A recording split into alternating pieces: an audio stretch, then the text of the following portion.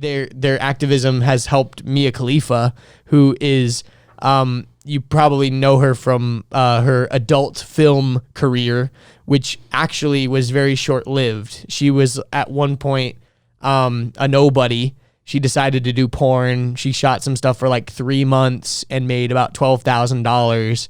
And after she shot that stuff, you know, they release it and produce it and whatever. It's kind of like, and sometimes those it's like when you're an actor in a movie, and then like a year later, the movie's finally edited and it comes out. Yeah, well, right? sometimes they'll strategically do it where you'll shoot for 3 months straight and you'll do like 30 videos, and then they'll release one every 3 weeks for 3 years. Exactly, and people, that's smart. And people think like, oh, like she's still doing it. It's like, no, she's not. But when you sign that contract, I mean, you know what's happening. You're making money, and I think a lot of people some people hope they do get famous, and some people hope that they don't get famous and they really just need the money. Like a lot of people, I think, like, hopefully, you know, I just need this money. Hopefully none of my friends or family see this. God forbid, if my mom sees this, I'm going to be, you know, it's going to be over.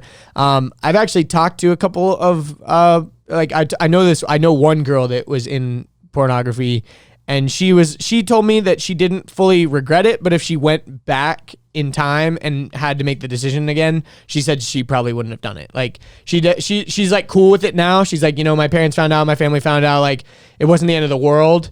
Yeah. You know, it was awkward for a while. 2020 would have been I better. Probably, you know, now it's a little bit weird in life, but like, you know what? What's done is done. I don't necessarily have regrets, but like if I could go back and do it again, I wouldn't. And that's kind of like Mia Khalifa has been an active figure recently, especially talking about like, don't do it. Like, girls, like, trust me, learn from me. Like, I fucked up. I only made $12,000, and these companies are still to this day making millions and millions of dollars from my videos because there's ads. I mean, anything that's free, again, you are the product. If anything is free, really unique. Porn is free. She's like an Arab adult film star, and they would do. And she got a lot of flack. One of her videos blew up. They would do skits. Yeah, heads up, that might fall. My bag is kind of falling off the edge there. Yeah, but there was one. It was like a. She was wearing a hijab in the porn, and a lot of Muslims were very upset. A lot of Arab people were very upset, which makes sense. But yeah, but another thing that's happened is that she's been on TikTok, and the TikTok army has come together to like fight for her. Like they literally have gotten over 1.5 million signatures on change.org for justice for Mia Khalifa. They want her videos taken off the internet so that, you know, the industry can't make money off her anymore. She's repeatedly asked, you know, to be taken off. You know, she's been presented with multiple offers to come back for like ungodly amounts of money because they know how much she's worth now. Money, yeah. And it's offensive because she's like, yo, I made like pennies on the dollar, and now you're going to come back, and they're like, yeah, now that you're big, like this is your big break. And she's like, no, I regret doing this. I don't like the fact that my naked body is available for anyone to see 24/7. And she's also like, I think the reason why this TikTok community is embracing her so much is because she's been like an advocate for so many things. She's using her like fame for good, I guess you could say. And one of the things recently that she was like super open about is like a couple of days ago, she got a nose job, and she was like super open about it. She's like showing the process. She was showing like, hey guys, there was like a trend on TikTok of like nose job check, or like, oh sis, don't do it, I did it. And then they show like their new nose or whatever. Okay. Like, oh, don't do it, man. Your nose is cute. And then like they would do it, and she did it. And it's funny because there's been like a lot of controversy around a lot of celebrities recently, especially like Madison Beer, saying that they're all like saying like, no, I've never had work done, blah, blah, blah, blah. I don't even know who that name is. Doesn't matter. But they are basically like promoting unrealistic beauty standards by saying, like, I've never got my butt done. I've never got my I've never had any work done. I've had a couple of fillers, guys, and then I got my lips dissolved. Okay, I am all natural. Blah blah blah blah blah. Like, stop shaming me for being beautiful, basically. And it's like, girl, we're not shaming you for that. We're shaming you because you're claiming that you're all natural when you clearly aren't, and you are setting unrealistic body standards for girls. Like, you are saying that this is what natural beauty can look like, and it's not, because you are fake. Like, you are literally augmented. Your face has had work done, but you are lying. And that's what Mia Khalifa has been like very vocal about, is like, I'm getting a nose job. My nose will look better. I didn't like how my nose looked and I spent money to fix it. Mm-hmm. That's what you got to do. You know, like don't cry about not having a perfect nose because I spent a lot of money on my nose. You know what I mean? And it's just funny when people act like they are all natural, but they're not. What I was going to kick out is whenever people get like their butt done and all they do is just like suck the fat out of their hips and then just inject it into their butt. And they're like, I'm all natural. It's all me. It's 100% my fat. It's my body. I'm like, yeah, but that's not where it was. Like you sucked it out your belly and you shoot it in your butt. They took a couple of puzzle pieces from here and stuck them up here. The picture don't look the same anymore. Yeah, it's very different. Very different. It's like, yes, it's your anatomy. It's your original anatomy. Congratulations. But yeah, but it's pretty funny because like this girl that like is, you know, or she's a woman. She, you know, rose to fame in a very non-traditional way, but has like kind of become embraced by like these kids because she's been like so vocal on a lot of these matters that kids are like caring about and stuff. And you know, a lot of girls I think are tempted to go, you know, you're a young girl, you're like, and if things aren't going well, I can just like take my clothes off and like people will buy my OnlyFans. Like what? Like this is kind of crazy. Like I can just make money from showing my body. It's like the 21st century equivalent of like becoming a stripper. But unfortunately, becoming a stripper doesn't ruin the rest of your life by existing on the internet forever. There's potential to make way more money because the internet is forever. And that's the unfortunate thing about Mia Khalifa. It's like even if like Pornhub and Brazzers and whoever has the rights to all of her videos like took those videos down, they will still exist on the internet. You will still always be able to Google her name and find naked pictures. But the point is that these companies won't be able to actively make money off her image and likeness. They own her domain name. They own MiaKhalifa.com. You know, like that's just rude. You know, it's like when I had my podcast and I had a guest on, if the guest ever asked me to like remove like an episode or something, a part of me was like, no. We made this together, bro. Like you fucking knew what you were signing up for. And it was your situation. It's like you made the decision. You understood the consequences. You were the one who said the things. A podcast you said the things. Yeah, you said the things that you are now ashamed of saying on the podcast. And like you knew that a podcast is designed to be listened to by lots of people, hopefully. Like that's the point of a podcast, is to put opinions and thoughts out for the masses. And now you're gonna say that you want to retract those? Fuck you. That was a fun episode. I like that episode. Blah blah blah blah. But then there's another part of me that goes, be a good human. I really be a good human? And also, do I really want my name and my thing to be disliked by this person that I'm simultaneously like promoting, kind of? Like I'm saying like in the intro, like this person's a great friend of mine. They're really cool for this reason. I invited them on for this reason. And then behind the scenes, they're like talking mad shit about me because I won't take their episode down. You know what I mean? It's like, I don't like that. And unfortunately, the situation with Mia Khalifa is like very different because it was very transactional. The porn industry is not a podcast, but I can understand the argument against it because you signed the contract. We paid you $12,000. You were a nobody at the time. We didn't know that you were going to blow up just as much as you didn't know that we were going to blow up. But that's the reason why we pay lots of nobodies $12,000, because every once in a while we get a cash cow. That's how our business works. Unfortunately, you were the victim of a entire industry that preys on girls that young, naive, desperate girls want money. Yeah. And I think there's a lot of girls that can handle that.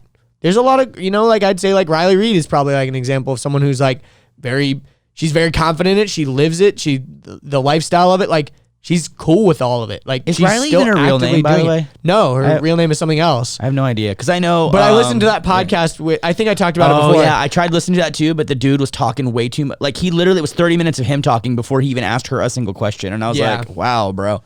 Yeah. But anyways, it's like when you hear her talk about what she does, like objectively from an external idea, like she's playing a character kind of, and you just have to, it takes a special kind of mindset and a special kind of person to be able to like have that. And it goes back to the privacy thing. But it goes like this too, where like pornography, it can also be like the ultimate women's freedom, like the ultimate women's liberation, like the ultimate, it's my body, I can do what I want with my body, it's my life, I can do it. You know, like who are you to say what I can do with my body and what I can't do with my body? And that's all, like that, isn't that the ultimate feminism? Agreed. Like the ultimate feminism is like, this is my body, I can do whatever I want. However, there's a lot of dudes that are like, or like maybe not dudes, but like porn production companies or whatever. That's like, okay, we'll pay you 12 grand and we'll make sure you get no royalties. And we're going to own your domain name and we're going to do this and we're going to do that and cool, whatever. It reminds me of the Call Her Daddy situation too. You know, it's like, we own the IP. Sorry. Yeah, and it's like the same thing with there's other people like I know her as Amara because I watch her on Mike's vlog, but her porn name is Lana, and she is kind of the thing where it's like she did it for like 9 months, got out of it, got hugely popular, and then was like, you know what, I'm just gonna keep running with this because my name is so huge. I'm just gonna like cash in on it. Yeah. And she makes a lot of money. She doesn't do like porn anymore, but she does like naked stuff. But anyways, it doesn't really matter. But the point is, like you were saying, it's like the ultimate women's liberation. But the thing is that's very complicated, that we're kind of seeing the unraveling of right now, is that like society as a whole like changes their values, kind of like what we were saying with like privacy, you know. Like, I mean, we were talking about values just the other day when we were talking about cussing and shit. And like as a whole, the United States has been very founded on like puritanical values. Like we were talking about I have that. not traveled overseas, but I want to so bad, because what I understand is like things that are like X-rated here are just business as usual over there. Kinda, yeah. Like depending on where you're like, at, you know, yeah, it just depends. But I think it's just different, you know, like when there are certain societal norms that are just like unspoken, they're baked into the way the world works. And when you bake in new things and try to add things can become unraveled, and we'll have to see what the long-term effects are of like, of all of this happening, like with women being able to like take back their sexuality and use that as like power and money and whatever. But at the same time, is that like adding to the objectification of women? Is it adding to the you know, sexual overstimulation of men in our society that are addicted to porn and, you know, all this kind of stuff? Like, I don't know. And I don't know what the long-term effects of those are, but it is very interesting because we are living through a massive shift. Well, what's interesting is I think it's going to go down in history. So for sure. Evolutionary psychology and human development pre-internet was the same for centuries. Yeah, pretty much. It was kind of the same. There was as far as what we could see and stuff. There was like, you know, the Industrial Revolution, and before that there was the Agricultural Revolution. And now we're not using horse and buggy, we're using automobiles. Right. There was a few variations, but I think the one that's going to change everything the most is the advent of the internet. Because like the internet literally, I mean, just like you're talking about kids with iPads, everything is different now. Like, thanks to the internet. And not just the internet, but the relationship that we have with the internet that is so connected that nowadays we are not without our phones ever. We are connected with our phones. Even when we go to the bathroom, we take our phones. That cracks me up when people are like, yo, man, I don't want to get that vaccine from Bill Gates because he's going to have a microchip implanted in it. I'm like, dumbass, you carry around a whole computer with you all day, every day. You really think that they're going to implant it inside of you? No, they're going to trick you. It's your phone. Yeah. Like, we're already cyborgs. It's our phone. I sleep next to my phone. I eat next to my phone. I shit next to my phone. I drive with my phone. Dude, my phone is connected to me. Ask me what I'm doing tomorrow. I don't know. Gotta check my phone. What did I do last weekend? I don't know. Let me go see if I took any pictures. What's going on your social media? I don't know. Let me check my phone. I'm bored. I'm gonna look at my phone. Like, you're right. We're already cyborgs, dude. That's why I'm not really worried about what's happening with TikTok, because I'm like, I already kind of assume that like if a government or if a larger a malicious entity wanted to know or find something out about me, they probably could. There's documentation of where I live. There's documentation of people know stuff about me. People know my phone number. I mean, like, I got hacked one time. Like, my identity got stolen. My social security number's out there. Like, again, like the privacy, if it's not dead already, it's just becoming more and more dead, and it's becoming less and less of a commodity. And I think that it will morph into something else that we as a society like value. I don't know. But there's also some like weird kind of privacy. And here's an example. A lot of people on the internet don't know that my name is Richard. They know it starts with an R, but they have no idea because I don't have it anywhere. Like, my name is not really anywhere except for my like personal Facebook page. But everything is Wheels to Walking. Where you talk, Richard Corbett's on a lot of stuff. If you Google your name now, it pops up as Wheels to Walking. I know, but for whatever reason, it's been happening a lot recently. People are coming like Robert or like Rick or like. Oh, that's just people being dumb. I don't know, man. I'm just. Dude, people in real life will call you the wrong name. People call me Austin. People call me like all kinds of A names. It's because we're dumb humans that just remember the R. Well, I guess here's an example. Like, and they go, oh, you're Wheels Adaptive. They know it's something with wheels. It's just because people are dumb. It's not because they think your name's Robert. Yeah, I guess what I'm trying to say is, I guess, for example, like Post Malone, not a lot of people know his name's Austin. Everyone just calls him Post, right? Yeah. It's like, yeah, Austin is out there, but it's like most people, when they see him on the street, be like, hey, Post It's same Malone, thing with what's up? Riley Reid. Same thing with Mia Khalifa. It's same thing with, like it whatever your internet name is what people are going to know you as, you know? Like, I also like the idea you're of... Linus Tech Tips. Like, his name's not Tech Tips. It's like, but that's it's just like what people Jerry know. Rig. Everything's name is not Jerry. It's It's Zach. Zach. Yeah. Yeah, exactly. Like, but I don't think that that's necessarily related to like privacy as much as it is just like like your internet pseudonym or whatever. But I guess the to wrap this whole like conversation of like privacy and TikTok and stuff up. 65 minutes of the show. Dude, it's good combo though. I think there's like definite sections. Yeah. But, yeah, dude, this has been going on for like the whole episode. Yeah, pretty much. But besides our birthday message to Len Jones, but basically, I think that as a society, our values are changing a lot, especially in the United States. I mean, we've always been a melting pot, but it is becoming more and more of a melting pot each day. I think that it's kind of a beautiful thing if you really think about it. It's like, yo, what if we live life without borders, man? What if everyone was able to just be open and free? Internet. What if everyone was able to express how they really felt deep down inside Social media. without being afraid of how other people judge them? What if we judged people not by the color of their skin, but by the content of their character? Someone said that before. That sounds like a George Bush I'm just thing. kidding. No, that's MLK Jr. That's MLK. That sounds like George Bush. That was just the accent. No, but MLK said, I have a dream. I have a dream speech. I have a dream that we'll judge people not by the color of their this skin, is what but on happened the when content Richard of their doesn't go to character. school. Wow. It's okay. And I'm I've not going to judge you for not knowing it because we live in a free and open society. I've been working really hard, not gonna lie. So I've been, like, for example, on Instagram Lives, I've been talking to as many black dudes as possible and as many like disabled black dudes as possible. So P.S. if you're a disabled person or a person of color, I want to talk to you on my Instagram Live. But I don't like save it or anything because I feel like it's kind of like showing off. But anyway, so like I've been doing my best to learn, but then I go ahead and say an MLK quote is a George Bush quote. I'm sorry, Probably everyone. like the worst person to say. No, I'm just kidding.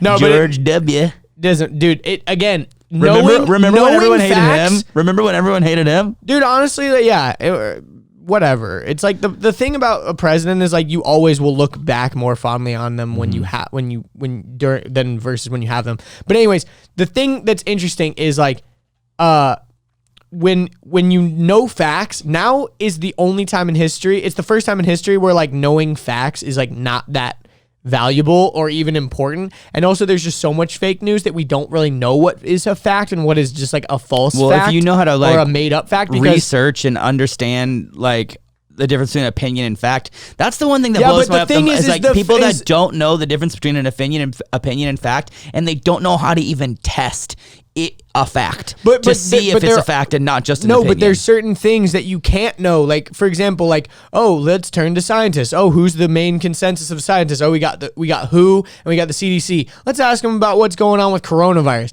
They're all giving like different conflicting information, and then the next week they're giving you totally different information, and then the last week they go, sorry, we actually lied. We're trying to protect you, but we told you this because of this, blah, blah, blah, blah, blah. It's like literally the places that we're supposed to go to learn the facts and we're supposed to trust them are not giving us the facts because they are manipulated and they have their own agendas. And that's what's fucked is because everyone has a platform now. Everyone's able to say whatever they want on Twitter, Tinder, not Tinder.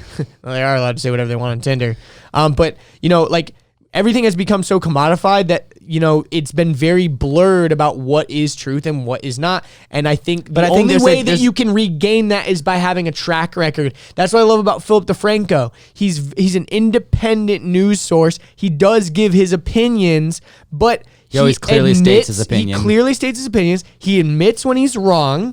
for the most part. He has a daily show where he covers a few different topics, and I know that I can go to him and I feel confident that he has done his due diligence and he's done his best to give the facts and to present the information in the best way possible. And I admire him for that. And he has a team behind him. He doesn't do it alone. He's built up for years, and he has a very strong track record. And yes, he has a past of doing weird shit and being clickbaity Sexy Phil. and putting boobs in the thumbnail to get people to click and all that kind of stuff.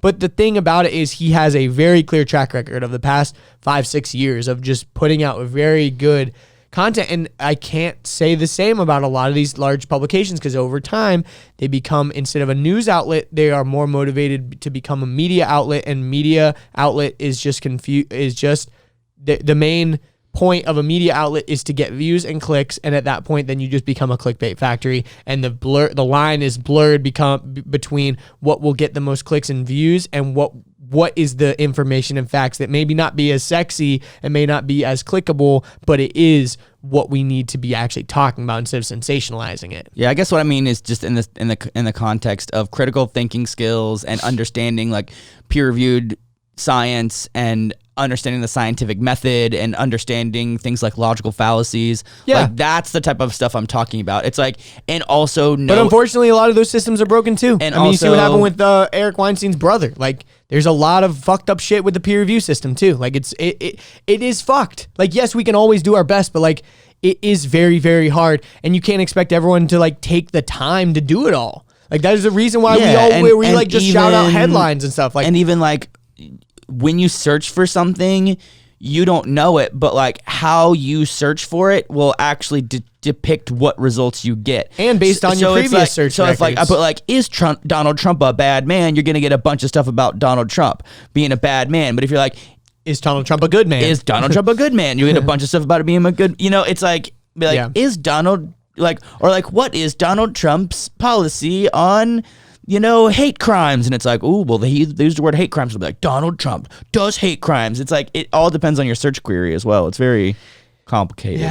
It's complicated. We live in a very complicated world.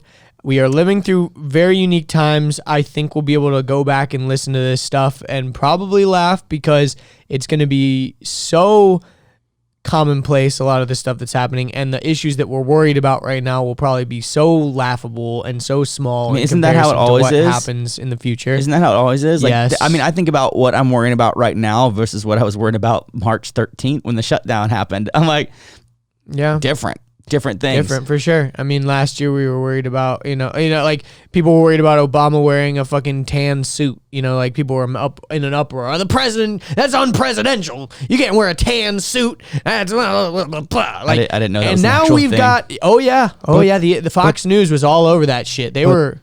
But the drip status. Yes, the drip and the sauce. You gotta have that. You gotta have the drip and the sauce. But anyways. Yeah. I guess to wrap up this major TikTok privacy conversation is that we don't know what's going to happen, but we need to be diligent. We need to try to do our best. But I think at the end of the day, China's going to know everything about us, and there's not much we can do. All these clips. And I'm going to have 1 million followers by the end of the year on TikTok. All these clips are going to start with Andrew's thoughts on. Yeah, I know. Andrew discusses. Yeah. Andrew thinks that. I talk a lot. I'm sorry. No, I'm just getting laughed because like I'm over here just chilling like. Yeah, yeah. Well, because you're passionate about this stuff, and I'm just chiming in when I can. I did try to let you talk. I mean, like when you were talking, I was trying to be. Because that was what would happen on my podcast. Like I would interrupt a lot, over talking, yeah, and it would piss me off. So if I interrupted a lot on this one, I'm sorry. But one of the I was trying to be when you were talking. I was trying to not interrupt. Yeah, Andrew can be really passionate sometimes. Yeah, and I also think about in the world of podcasting is like the only way anyone's gonna hear anything you're saying is if the other person's quiet. So like I always try to make sure that like you talk it out all the way, and I try to remember my talking points, and then I'll do my talking points, and hopefully if you're respectful enough, you will not interrupt me and be like, well, no, yeah, whoa, actually, it's like, oh Jesus, those are the worst podcasts to listen to. Yeah, I hate it's like listening to people argue on CNN or something. It's like whoever can be, and you're like, I don't know what anybody said. That was what I was doing in my sleep. Yeah. Okay, so we've got like what 20 more minutes, something like that, a little bit less, Like more 17 minutes. Yeah, something. We are taking Wheels to Walking in a new direction. Yeah. What is the nude erection? Well, first of all, I want to say what's up to everyone who's listened this far. I'm glad you made it past lots of everything we talked about. Yes, current events, blah blah blah. Yeah, current events, dicks, porn stars, all that fun stuff. Hope you enjoyed that clip. If you want to watch the full episode, you can click right here. If you want to subscribe to the channel, you can click right here. If you want to watch more clips, we got 2 more right over here.